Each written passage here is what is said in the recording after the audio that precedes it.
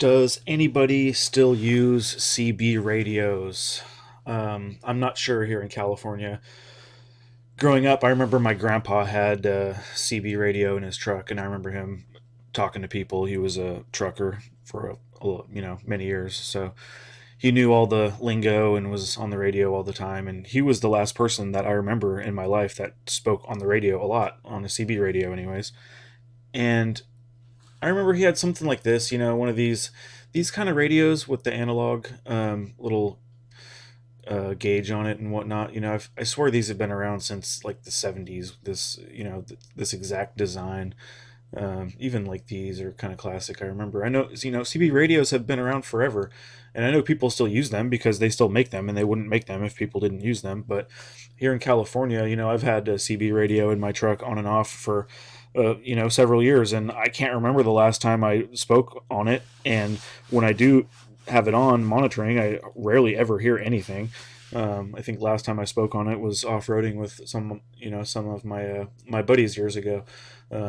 So it wasn't like a random person I talked to; it was somebody I knew that I was out and about with. So I wanted to do some research on you know amateur radio versus CB radio. These are topics here in Google Trends. So I did a search for the past 12 months of comparing amateur radio and citizens band radio as far as searches are concerned on Google, and see like how much interest there is in both. And they're like almost dead equal. I mean, look at that.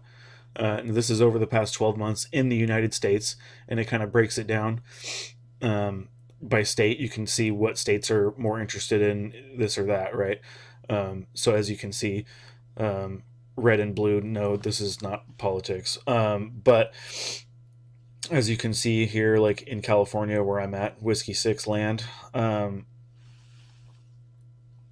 people still search for Citizens Band Radio, CB radio, but much more to the amateur radio side. Whereas in, let's say, Alabama, still a lot of amateur radio, but just eked out by a hair by the CB radio. And it's probably like that in other places, I would imagine. Yeah, the interest is still very high in amateur radio. It's just there's slightly more in CB radio. West Virginia. All right. So as you can see, amateur radio still takes the lion's share of the search volume here. It's just that um, it is slightly eked out in these red states by CB radio. So CB radio is still alive and well, very much so, in this region of the country here, and it kind of breaks it down a little bit further in related searches and stuff like that. POTA ham radio is the most popular amateur radio search, and that's awesome. POTA's awesome. If you haven't done it before, I highly suggest it. It's an awesome program. They run a really cool operation there. It's a lot of fun. Um, but what was I going to say here? CB radio. Okay, so you have the blue up here is amateur radio searches. The red one is Citizens Band Radio. Here in California, look at that search interest. 17, super low interest here in California, and that's probably, that explains why when I turn mine on, I rarely ever hear anything, and haven't talked on it in years.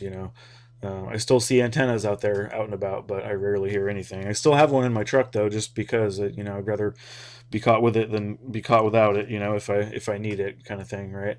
I go out in the woods quite often, so it could come in handy one of these days.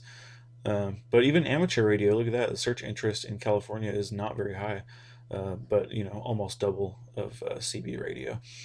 What's interesting to see, like amateur radio interest, search interest is at 100. That's as high as it gets. It's one out of 0 to 100 scale, and then CB radio is half that in Idaho, right? Um, so it's interesting to see just the very different states and different search intents for different things, and I thought it was cool to check that out, and even worldwide, you can do that search here too, and it's interesting to see the different countries.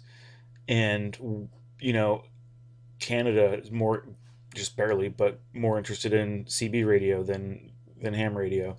um, Australia, look at that, they're way into their CB radio. So it's really interesting to see that CB radio is not dead at all. People still are using it. It's alive and well, and I would expect so. It's an open radio band for everyone to use, and it's unfortunate there's a lot of goofballs out there doing silly stuff, and I won't get into it, but you know what I mean. And it's unfortunate because it kind of gives the more elitist ham operators a reason to kind of, you know, um, lift their nose up a little bit at the CB guys. But a lot of the CB guys aren't like that. It's the few that kind of ruin it for the rest of them. And a lot of ham radio operators came from CB radio. Back in the day, that's kind of where everybody started.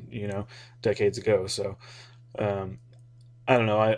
I'm still interested in CB radio. It's a shame that there's not more people around California, anyways, that are interested in CB radio. I still find it a useful tool, but I just thought it interesting to look at this data that Google has collected for us.